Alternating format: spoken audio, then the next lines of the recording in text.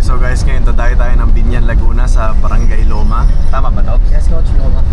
Okay, so ano lang to, kahapon lang na pag-usapan. Tapos, yun nga, may mga dayo tayo na mga mabilisan lang. Kumbaga, pag free kami syempre pag hindi, i-adjust natin. Pero kunyari, libre naman kami, tas tumawag sila.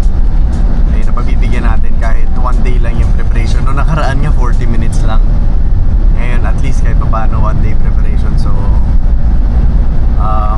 meron mga ganun talaga na biglaan. Kaya, minsan mapapansin nyo yung vlogs natin na adjust, na uurong kasi may mga nag-iiba bigla sa schedule. So, nililinaw ko lang yun para dun sa mga talaga nanonood na kumbaga sinusubaybayan yung pagkakasunod-sunod na vlogs. Pero minsan talaga lumalaktaw dahil may mga biglaang nangyayari na wala sa schedule talaga namin. But anyway guys, ngayon papunta na tayo ng Binyan. And kasama ulit natin si Makol ngayon kasi gusto kong actually malaman at makita paano ba maglaro si Makol sa isang official game. Official game kasi ngayon. So, noong mga nakaraan, 2 beses, puro piso-piso, which is yun talaga daw yung strengths niya. Sabi nila Joseph, nila Gab, yung doon talaga siya magaling. Kitang-kita naman talaga natin, nag-deliver siya. Pero this time, gusto ko makita siya kung paano siya maglaro sa official game. So parang sa December, nung una, kampi natin, puro piso-piso hanggang sa sinubukan na rin natin siya sa official game. And it worked. So, ganun rin yung Makol ngayon. Gusto kong malaman kung paano siya maglaro sa isang official game. So ito, bumabiyahe na tayo. And tingin ko maraming tao ngayon dun sa Binyan. So again guys, mga gusto mag-invite, ayan, makakausap ni Tito Per. And message nyo lang siya makakausap nyo. Sa 0945-729-3140. Yan, pwedeng biglaan, pwedeng isa-set. Depende sa availability guys. So katulad nung ngayon, 1 day preparation. Pwede naman, basta free tayo, wala tayong gagawin. So ayan na. Buti walang traffic guys, yun na yun.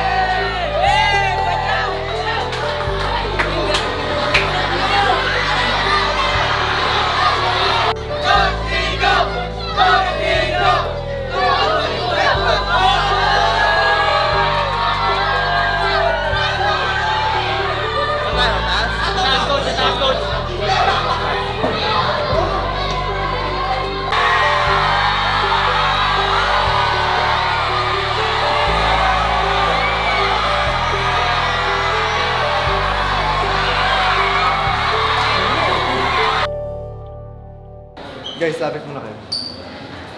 Okay, like nung huli nating laro, usap tayo before game. Always be grateful na meron tayong games. pagkakataon na makapaglaro. Okay? It's not something na dapat natin take for granted. Pwedeng bukas di ka na makalaro. Pwedeng bukas may mangyari sa'yo na hindi mo na kaya maglaro. So always be grateful na ngayon meron na naman tayong pagkakataon na maglaro. To do something na gusto natin. Siyempre, nanggagaling lang yun. Wala naman iba kundi kay Lord natin. Okay? I want us to really focus. Every time we play for Him. Okay? Inunti-unti kong paintindi sa inyo na itong binubuo nating grupo, itong binubuo nating team, we want the Lord in the middle of this team. Na kahit gaano kalakas, kahina yung kalaban natin, we play with respect. Okay? Ganyan tayo, walang iinit ulo. Isipin mo na lang, pag nandun ka sa sitwasyon na pwedeng uminit ulo mo, anong tamang gawin? Lagi namang meron kang choice to do what's right and to do what's wrong. Pag sobrang init ng ulo mo at hindi mo na control yun, in one snap, pag nagkamali ka, it can be the end of your career. Madamay mo yung grupo mo. That's why always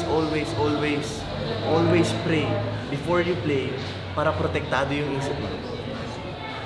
Okay? Physically, kaya mo saluhin yung bangga eh. Pero pag dito ka tinira, at ito bumigay sa'yo, at bigla kang pumitik, hindi mo na control, baka mas lalong maging malala yung sitwasyon. And the only way para maging kontrolado ka, the only way para maging disiplinado ka is every time you play, make sure you pray para protected yung isip mo. Get me? Para yung the way you think inside, hindi magbabago. Ano man trato ng kalaban sa'yo. Okay? Yes, God. Now, before we play and every time we play, we pray and make sure na totoo yung sa puso. Okay? We play for Him. And tonight, I want us to play for Him. Kakaintindihan tayo? Pray tayo. Lord, again, maraming salamat po. Lord, you've been really good to us. You've been great. Lord, maraming salamat po. Thank you for the new players, Lord, nakasama namin ngayon. Like si Mako, Lord, no nakaraan. First time lang namin siya makasama, pero ngayon dito siya, Lord. Si Luloy ngayon, Lord, kakampi namin at yung nakaraan, kalaban namin, Lord. Again, Lord, thank you for all of the blessings, Lord, miracles, Lord, na mga maliliit na bagay, Lord, na maaaring natitake namin for granted. Pero, Lord, you keep on showering us. Hindi niyo po kami pinapabayaan. Again, Lord, ingatan niyo po kami sa game na to, Lord. Hindi lang huwag masaktan, Lord, pero huwag pasukin, Lord, na maduming pag-iisip, Lord. Hanggang matapos po ang laro na to, Lord. Hayaan niyo po maging composed kami, Lord, and makita ng mga tao. Very important, Lord, ang mission na gusto namin magawa. Makita ng mga tao kung sino ka sa buhay namin through the games na lalaroin namin. Lord, we are not perfect. Magkakamali kami, Lord. Pero again, Lord, alam kong hindi niyo po kami bababayaan. Hindi kayo magsasawa, Lord. I-correct kami, Lord. And dahil doon, Lord, ipapasalamat ko. Lord, again, maraming salamat po, Lord. In Jesus' name we pray. Amen! Alright. Guys, warm up tayo agad. Go to. Laruan, natapos sa magalit sa sales section tayo, warm up tayo. Okay? First quarter, wala tagal tayo. Okay? Ang focus natin, depensa. As much as possible, walang makakatira ng 3 points sa kalaban. So it means ikaw, Luloy, talagang hard show ka. Okay? Hindi ka pwedeng nakadaan na dun sa screen yung kalaban, nakatunga ka pa sa may free throw line. Talagang lalabasin mo yun.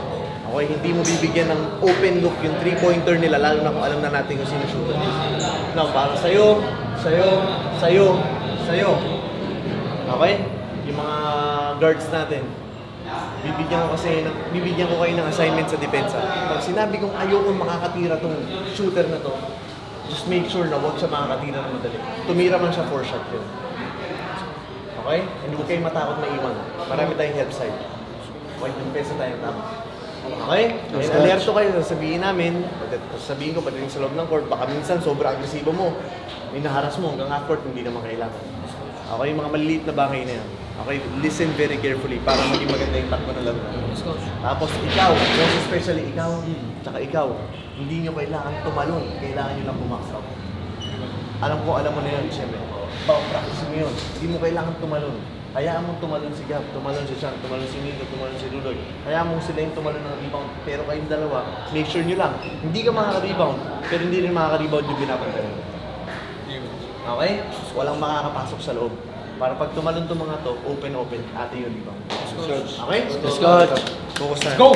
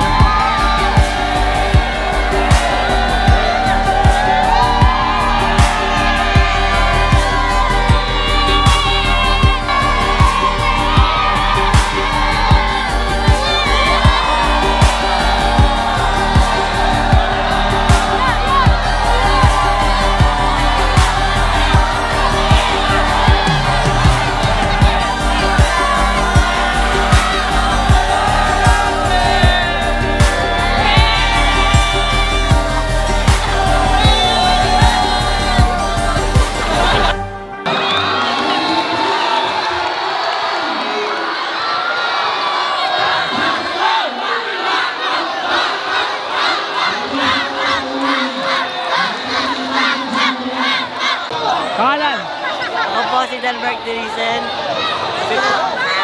Makmak, 15 years old.